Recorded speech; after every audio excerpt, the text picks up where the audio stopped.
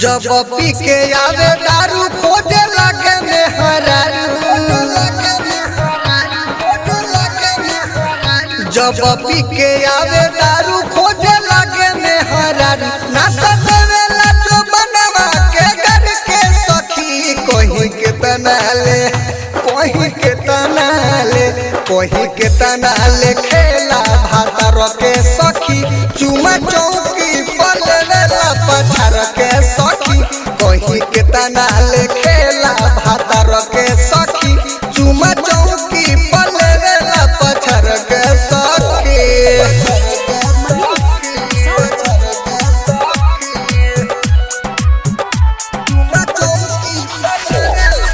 Diamond recording studio छौड़ा।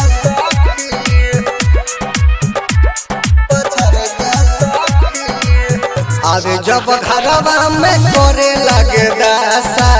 छोटिया से सटे जैसे सोटे लालसा, अरे जब घरवा में करे लगे दासा, छोटिया से सटे जैसे सोटे लालसा,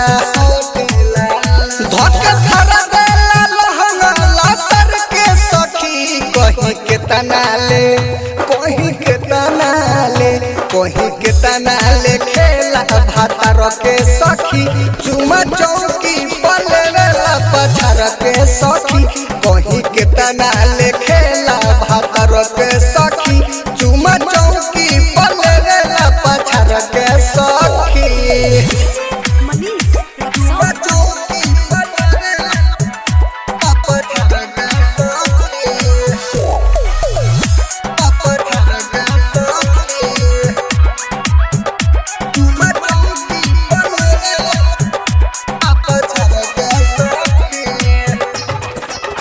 राइटर सिकंदर बड़ी कोइले बागत हो, उनदन कमहारा के धइले बा संगत हो, हाय हाय राइटर सिकंदर बड़ी कोइले बागत हो, उनदन कमहारा के धइले बा संगत हो, खाला भरा पेट टंगड़ी पसर के सखी, कोही के तनाले